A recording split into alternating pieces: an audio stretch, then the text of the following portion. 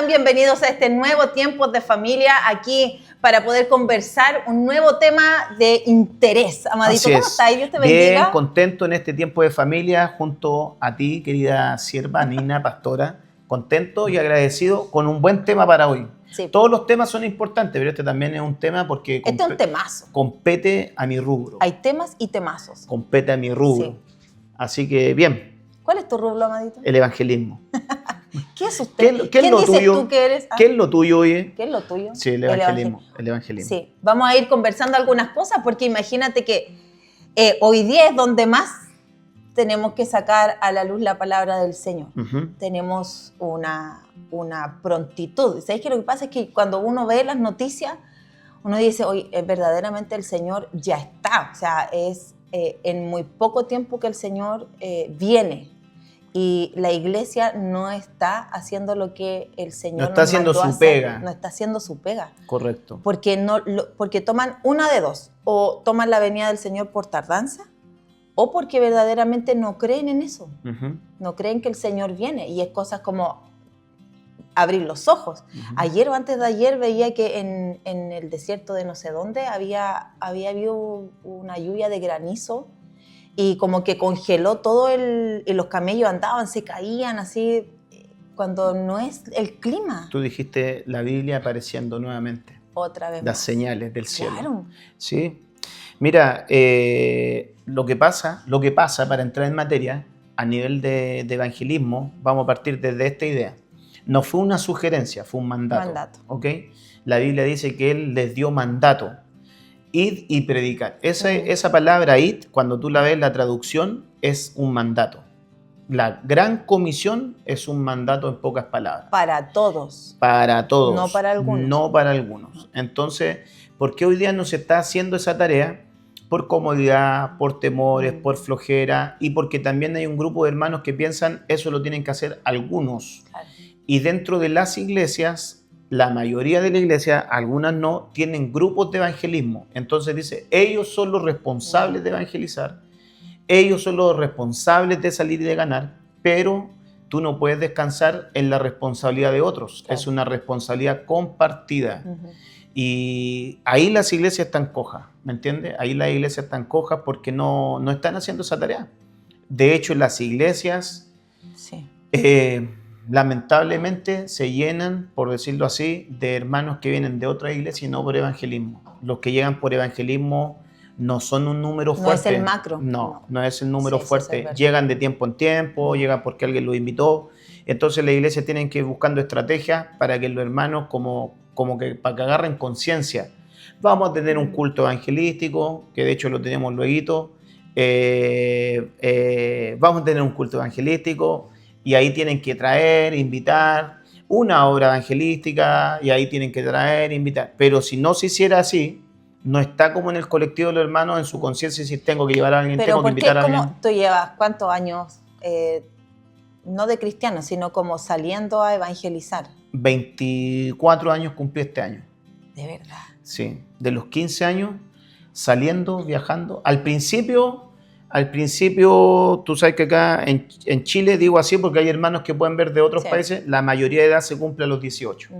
Entonces, de los 15 a los 18 fue el norte y sur. De ahí te volviste internacional. Y después, sí, Ministries. Norte y sur. El norte de Chile, Calama, Antofagasta, Iquique, parte del norte. Y para el sur, pero también. ¿cómo? Porque sabes que yo creo que una de las falencias como cristianos, como pueblo de Cristo, es que da vergüenza hablar. Sí.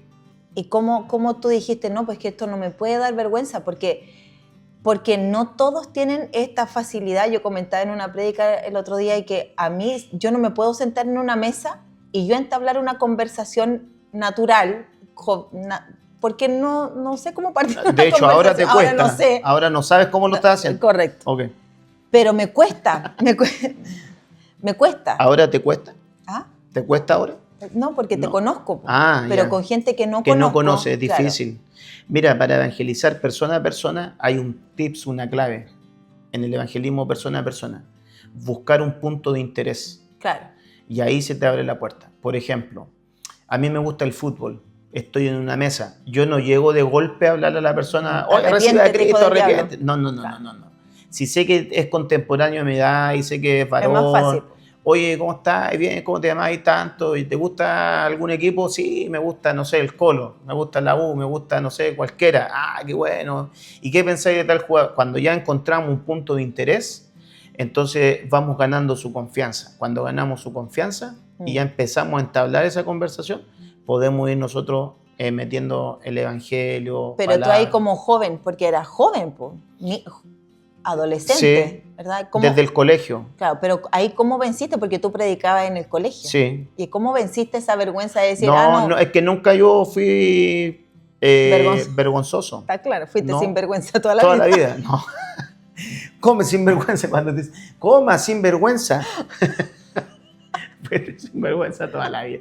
Los hermanos, ¿qué van a pensar? No, nunca me costó. Quizás por personalidad. Yo creo que también, mira, te voy a decir algo, respondiendo a la pregunta. Yo creo que también tiene que ver con tu oficio, con tu asignación. El que tiene el llamado para pastor se le va a notar. Claro. ¿Me entiendes? El que tiene el llamado profético se le va a notar, apostólico, etc. Sí. En el llamado evangelístico, imagínate un evangelista de oficio, sin personalidad, o que así como, chuta, ¿cómo le hago? Es diferente a uno que salga a evangelizar. Ahí te la creo un poquito más, no, me cuesta y todo. Pero en mi caso nunca fui así como retraído, siempre fui extrovertido, siempre que la broma, esto y lo otro, y siempre fui como quien dice hablador. En el sentido de que no me daba vergüenza llegar a hablar, es decir, presentarme en el colegio, ¿cuál es su nombre? Yo me paraba, hablaba, decía lo que tenía que decir. No. Y yo creo que eso también tiene que vencerlo los hermanos. Los hermanos tienen vergüenza para evangelizar, pero no tienen vergüenza para otras cosas. ¿Me entiendes? Ay, dígame, diga ay, ay. Ese es un rema, amigo. Dígame, ay, ay, ay, o disimule. Sí. Pero no tienen vergüenza para otras cosas. Mira, no tienen vergüenza para murmurar, pero sí tienen vergüenza para evangelizar. No tienen vergüenza para mentir, pero sí vergüenza para invitar. No hablan de su amigo. ¿Me entiendes? Ese otro punto. Alguien no puede hablar de Jesús si es que no ha tenido un nuevo nacimiento. Correcto. La clave para hablar del Señor es que tú hayas tenido un encuentro con Él, un nuevo nacimiento, y obviamente, como no es un tema de discipulado, más bien es relajado el programa, pero sí hay una clave, el Espíritu Santo. Tú no puedes hacer la tarea evangelística sin el Espíritu Santo. Y es más, no podrías hacer cualquier tarea espiritual sin el Espíritu Santo. Pero para el evangelismo es clave el Espíritu Santo.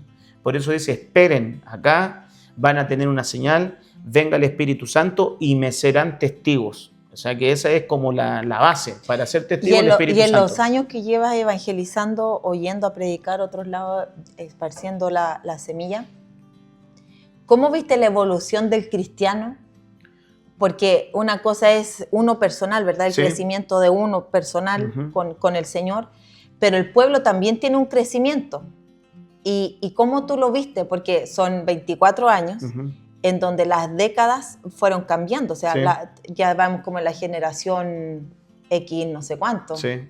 Bueno, no, obviamente todo cambió. Yo me acuerdo que Chile cambió. Chile cambió. Yo me acuerdo que... No se puede hablar serio ahora. No, yo no estoy para esto. No, mira. Me largo. No, estos programas así no sé. No sé. Yo estoy para el valor de la palabra. Sí. Yo estoy para el valor de la palabra. Sí.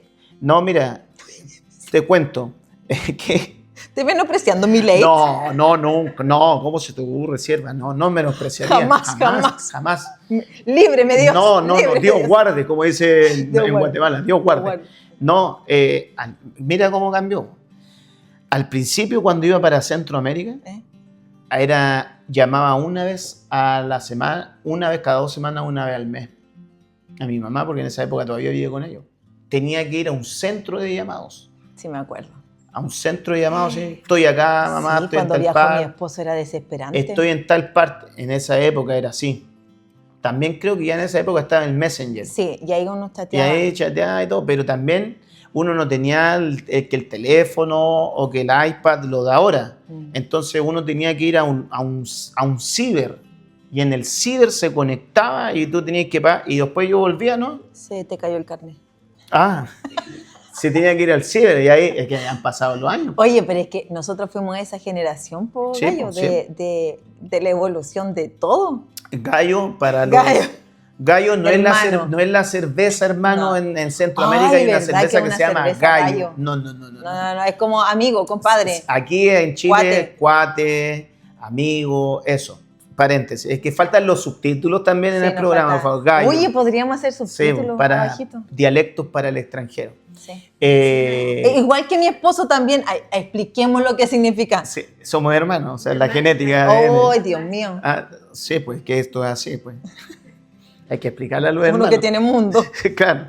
Uno que tiene una cosmovisión ya de otro. Una cosmovisión. No joda. Sí, pues cierto. Entonces, Ya. y eso. Y eso. No, pues la gente, la evolución de las personas. Sí, bueno, eso en cuanto a tecnología. En cuanto a las personas, yo he estado en lugares, por ejemplo, si tú ves Sudamérica, es avivamiento para mí. Centroamérica también. Tú vas para el otro lado, para Europa, Yes. es más apagado. Lo interesante de esto es que la historia está repitiéndose, pero al revés. Las primeras naciones o hombres de Dios que evangelizaron este lado del mundo fueron misioneros americanos o misioneros de Europa. Y ahora están de aquí para allá. Exacto, ¿me entiendes? Ellos vinieron, principalmente los moveres que se dieron fuertes de evangelismo y misiones, salieron de Inglaterra, salieron de Estados Unidos, misioneros. Acuérdate que Estados Unidos es un país protestante. Sí. Estados Unidos tiene sus bases protestantes. De ahí de la época de Abraham Lincoln, que él estableció que se leyera la Biblia Sí. en los colegios y que después los presidentes más tarde las quitaron. Pero Estados Unidos es un país protestante.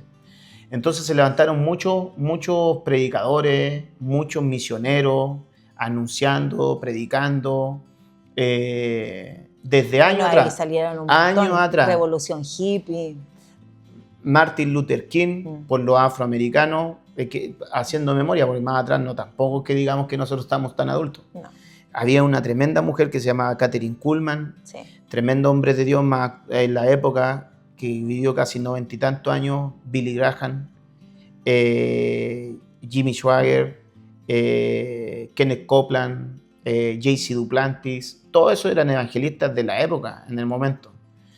Y venían, campañas por todos lados. Y de Europa para acá, ¿me entiendes? De Europa, por ejemplo, John Wesley, que eran los que hablaron del movimiento y todo, venían para acá. Y allá de repente pasó algo, se empezó a apagar. Y acá Dios comenzó a levantar algo. Y el evangelismo en Latinoamérica se comenzó a levantar en la época de los 70, desde los 70. En Argentina comenzó un fuerte mover. Carlos Anacondia, Ricardo y Rocco, por más arribita, Gigi Ávila, Jorge Rasky, que eran evangelistas así, pero... ¿Dante Gebel de qué época? Dante Gebel es joven, es también prácticamente ya adulto, Sí. Argentino también. Pero Pedro Ibarra, quizás los hermanos no tienen ni idea de algunos nombres, pero yo estoy hablando de que... De la historia evangelística. Había uno que se llama Héctor Aníbal Jiménez. Llenaba los teatros en Argentina de puro evangelismo. Acá en Chile, en los años 80, el mover más fuerte de evangelismo que se dio fue con el pastor Eduardo Herrera. Tiempos de Dios se llamaba la iglesia en San Diego. La gente hacía filas para entrar. Yo me acuerdo porque en un momento también fuimos. Pero filas, Nina, en las calles. Era un mover muy fuerte. Y entonces ellos promovían que viniera, por ejemplo, Carlos Anacondia a la elipse del Parque O'Higgins, que viniera Gigi Ávila a la elipse del Parque O'Higgins, pero ese fue el mover. Después de Eduardo Herrera, como que no se levantó en Chile un evangelista con la trayectoria quizás de él, con el mover tan fuerte que él tenía, que era prácticamente la liberación y el evangelismo en calle. Ellos fueron los que tomaron en Santiago, por ejemplo, el Paseo Ahumada, la Plaza de Armas y todo ese sector. Y ahí fue un crecimiento poderoso. Fuera de la iglesia tradicional, pentecostal, que salía a predicar todo el rato. Todo el rato. Hoy día tenemos la bendición de que para evangelizar tenemos los medios que ellos no tenían. Tomamos el teléfono, hacemos una transmisión, podemos evangelizar a través de las redes. Es más fácil trasladarse. Sí. En esa época viajar era más difícil. Había una empresa que se llamaba Laveco. Sí, me acuerdo. Estamos hablando de años atrás. Pues en esa época no estaba Sky, no estaba JetBlue, no, un montón de... Era LAN Chile. Era LAN Chile, pero en esa época Laveco era el que iba y hacía, no sé, un viaje a la semana a tal parte. Ahora no. Sí. Entonces era más difícil. Se hacían más esfuerzos. Ahora hay más medios para evangelizar. Los medios de comunicación son una herramienta fuerte. Y también los medios de transporte. ¿Tú crees que se volvió como cómodo? Y entonces allá es donde apuntaba. Cuando tú vas viendo eso y vas viendo que las ciudades se van desarrollando. Cuando tú ves Chile, como se diría en otros sectores, Chile, Chile, te das cuenta que Chile es un país súper desarrollado en comparación a otros. Los que nunca han salido del país van a pensar... Menosprecian lo que tienen. Pero cuando tú vas a países que están en la región, cuando hablo de la región Latinoamérica, te das cuenta que Chile no parece país de Sudamérica. Por lo que tiene, por el desarrollo que tiene, por la cultura que tiene, aunque acá nosotros pensamos no somos cultos, somos quizás corruptos, que está levantándose una corrupción, todavía una tasa de leche en comparación a otros países. O lo que ocurre con el narcotráfico en México, por ejemplo. Es lo que nosotros hoy día vemos a nivel de país, no está tan fuerte. Gloria a Dios, ¿por qué? Como México o lo que se da en El Salvador. Con la llegada de este presidente cambió la historia. Sí. El año pasado me tocó ir a El Salvador. Salí a caminar en una parte y los pastores ya me decían, antes, hace 5 o 7 años atrás, tú no podías salir a caminar acá. No podías. La gente se entraba temprano a sus casas y con la llegada del presidente cambió el asunto. Y entonces, hablando de nuestro país, netamente, para el que vive acá, para el que vive en el país, encuentra que el país es un país que está en necesidad. Para el que viene de afuera, no. Para el que no está en Estados Unidos, irse a Estados Unidos es un negocio.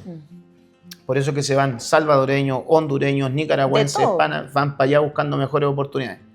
Chile, en la región, es como Estados Unidos para el argentino, peruano, boliviano, venezolano, colombiano, haitiano. Estamos claros. ¿Me entiendes? Se vienen buscando lo que en Centroamérica van a buscar a Estados Unidos, mejoras. Y entonces en Estados Unidos tú hablas con gringos allá y te dicen, no, acá la economía está mala, pero el que va de afuera no lo encuentra así. El chileno que vive acá dice, no, la economía está mala, el que viene de afuera no.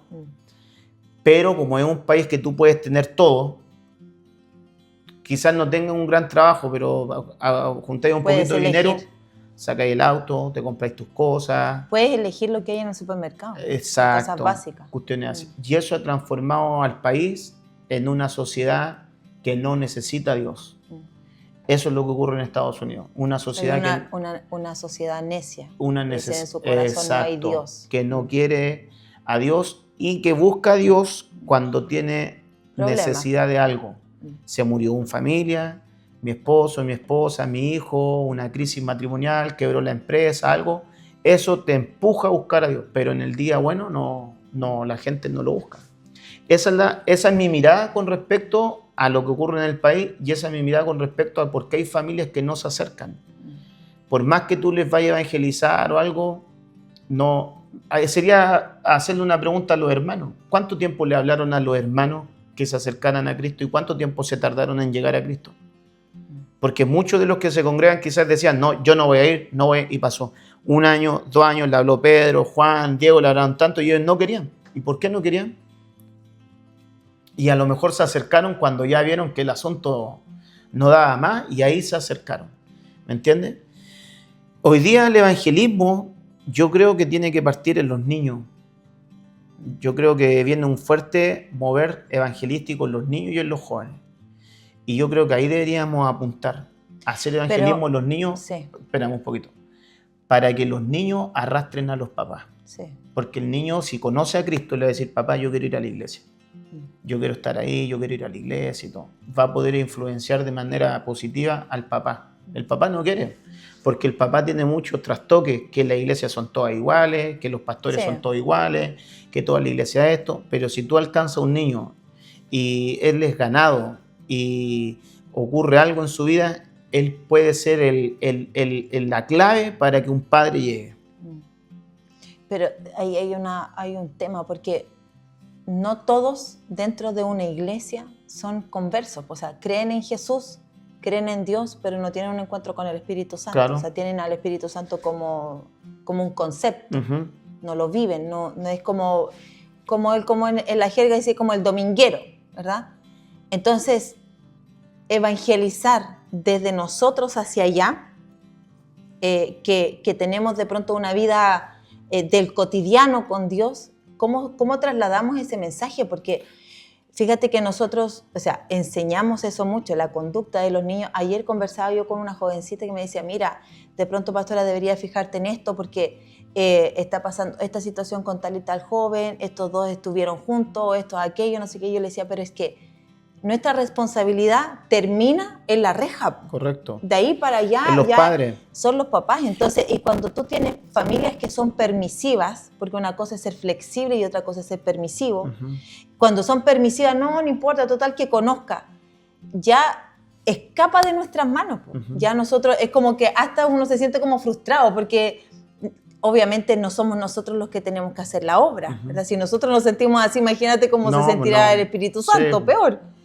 Entonces, ¿cómo entrarle en conciencia a esos hermanos que ellos son los que nos tienen que ayudar a formar el carácter de los niños? Yo creo que algo para que la familia llegue es el testimonio. Es clave. Eso es clave. Es clave. ¿Por qué los hijos no llegan? Por la falta de testimonio de los papás, porque los papás dicen A y hacen C. Porque hay una falta de coherencia en nuestra vida muchas veces tremenda. Tienen este dicho, no hagas lo que yo hago, haz lo que yo digo. Exacto. Pero mira, eso es desde uno hasta quien sea. Sí. Tenemos de repente una falta de coherencia en lo que decimos y hacemos. Sí. ¿Me entiendes? Hay gente que se cree muy espiritual, pero en el momento de actuar como espiritual actúa como niño. Y otros que de repente pudieran tener la capacidad de comportarse de manera correcta, dando testimonio, diciéndose espiritual, no lo hacen. Entonces, a nivel de hogar, la mejor predicación es el testimonio. Acuérdate que el evangelismo no comienza hasta lo último de la tierra. Comienza en tu Jerusalén, sí. Tu Judea, tu Samaria y lo último de la tierra. Y tu Jerusalén es tu círculo cercano, familia. Y una de las cosas que tenemos que nosotros provocar en ellos, como decía un escritor, predica y si es necesario, habla. Sí. Tu mejor predicación va a ser el comportamiento, la conducta, el testimonio. Por eso es que nuestro pastor también siempre le da duro a la conducta, sí. conducta, testimonio, conducta. Porque finalmente, ¿quién va a dar testimonio de ustedes, por ejemplo, en el caso de ustedes como pastores? Sus hijas. Sus hijas van a ver si ustedes son consecuentes o no. Claro, como que dijeran, no, mi mamá habla de adoradores, pero ella ni escucha cualquier cosa en la casa. Te ven predicando. Y a lo mejor la hija, obviamente, en amor no va a desnudar a la mamá, claro. Y por dentro va a estar... Sí, claro. ¿Quién te viere y quién te vio? Lo mismo claro. El papá, o lo mismo el tío. Dijeron, mi tío siempre predica, pero cuando voy a su casa... El testimonio es clave. De repente nuestro testimonio como creyentes es terrible. Hablando de familia y testimonio, Noé y su familia testificaron 120 años. No que la predicación de Noé duró 120, no es que Noé estuviera todos los días predicando, no le hubiese quedado garganta, sino pero que tenía un nivel de conducta... En 120 años, después se chanfrió el hombre. Se malió. Cuando se embriagó y todo, pero... Sí. Pero en 120 años el hombre, pum. Y otros decían, ¿qué estará haciendo? Sí. Se volvió loco. ¿Cómo está haciendo? Tremenda arca. Yo tuve la oportunidad de ir al arca, de ir a la réplica del arca. Sí. Quizás los hermanos no lo saben, pero se unieron un grupo de empresarios. Así que se te cayó algo. Sí, claro. Un grupo de empresarios con mucho dinero. Y hablaron en un estado de los Estados Unidos para tomar una parte y hacer el arca, pero con las medidas exactas del arca. No que así como... No, las medidas reales. A escala. Sí, con arquitectos y todo. Demoraron un montón de tiempo. Y adentro, con los compartimientos del arca, cómo era, dónde iban los animales, las comidas, dónde estaba la familia de Noé, sus hijos, Cáncer, Jafet y todo el tema, así todo... Cuando yo vi esa, yo dije, no puede ser que Noé, Dios le haya hablado. Mira la incredulidad, porque no seamos incrédulos y tú te cuentas algo. No creo. Dios le dio las medidas y los elementos y se la mandó 120 años. Y era impresionante, Nina, la altura, la anchura, lo largo, cómo era, la puerta que tenía, la ventana. Le hicieron igual. Y yo decía, si yo viendo esto, ¿cómo debe haber sido en la época de Noé? Claro. Cuando la gente ahí quizás no lo de qué estupidez que está haciendo. Nunca había llovido. Y ese otro. Nunca había llovido. Antes el juicio había sido por fuego. Por fuego. Ahora la primera vez que venía lluvia, era primera vez. Entonces se pregunta, ¿cómo entonces había agua? Era por abajo de la tierra. Brotaba. El agua. Después fue por arriba. La gente no sabía hacer se volvió loco. 120 años y dándole. Hasta que ocurrió el tema. Y entonces ahí está la familia. Entró él, su esposa, sus hijos y una especie de cada raza de animal, de uno y uno, para que ahí después en la nueva tierra se reprodujeran. Pero fue un evangelismo a nivel familiar. Y mira, entraron 8, reinicio, nuevos comienzos. Entonces una de las cosas que nosotros tenemos que trasladarle en los tiempos de familia a las familias es que Dios siempre quiere un nuevo reinicio para las familias, un nuevo comienzo para las familias. Y eso tienen que saberlo las familias. El anhelo de Dios es que los hijos lleguen, que el esposo llegue, que la esposa llegue, que la parentela llegue. Pero ¿cómo va a llegar? Con el testimonio. Y aunque se demore 120 años, tiene que seguir dando testimonio. Es que sabes que yo creo que ahí hay una falencia. ¿Cuál es la falencia? Es que nadie te lo enseña. Cuando yo llegué al evangelio, como yo en eso fui súper radical, entonces como que me convertí. No, creo que una vez intenté como irme y fue el Gordo y nos recogió de nuevo. Pero había una falencia. ¿Cuál era esa falencia? Es que a mí, por ejemplo, nadie me enseñó a evangelizar. Entonces, con el grupo de muchachas que yo me juntaba, de niñas que yo me juntaba, como yo conocía a Dios de manera así tan rápida, fue un encuentro así explosivo. Ya, pues, a mí nadie me enseñó a evangelizar, entonces cuando yo conversaba con ellas, para mí todo era pecado.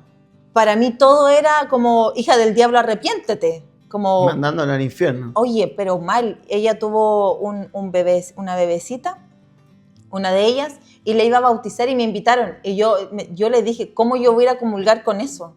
Yo no voy a hacer, no, ¿cómo se te ocurre ir a presentarlo donde, así como lapidando todo lo que ellos creían, pero nunca me enseñaron como el evangelio de la cruz? ¿Me entiendes? Entonces, cuando viene un nuevo converso o gente que quiere evangelizar, y lo hacemos porque yo estaba con todas las ganas de hacerlo, pero lo hice pésimo. Finalmente, a lo mejor eran salvas y yo las mandé amores que matan así, pero mal.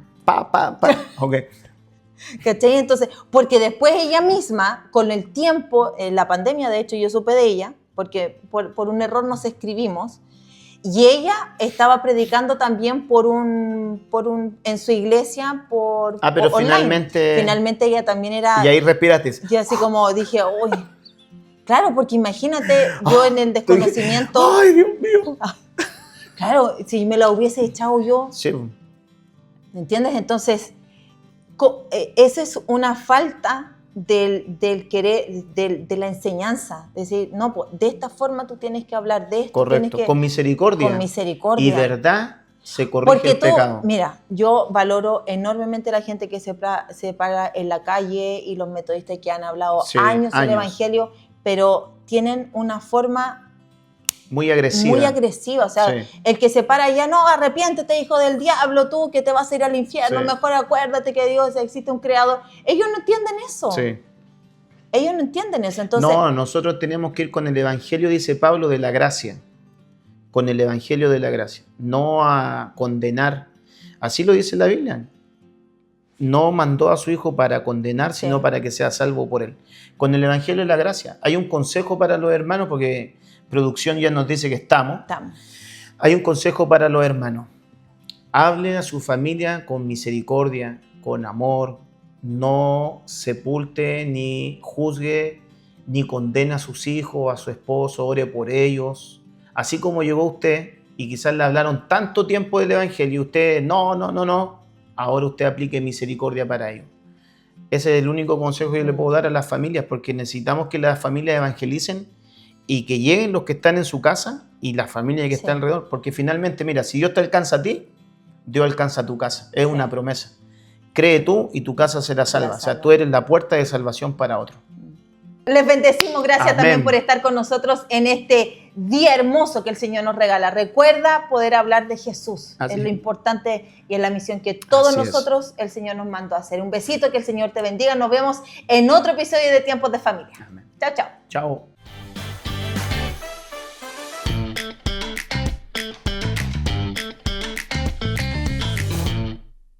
Ya. ¿Qué van a hablar? No sé, pues yo... Me gustaron tus zapatillas, ok, sigamos. ¿Viste? Yo te escucho. No, es que justo vi y... Y te trajeron luz. Sí, yo dije, nos vamos a la luna. Estilo. ¡Wow! ¿No están diciendo así Sí. o 3 minutos? No, calidad del tema. No sé si vamos bien sí, o 3 o no 3 minutos. Ya 3 minutos. 5 más 10. Más tú. Más tú. No. Cuéntale eso a los hermanos. No, okay. Déjame terminar. Ya, sí. Oye, qué lindo programa nos mandamos. No, sí, no, sí, bien, hablamos bien. serio. Yo creo que ya mi hermano sí tiene que quedar por allá. Ah, no. Creo que hay que pasarle ya el sobre azul. No. No. Estamos de tránsito, peregrino. Sí.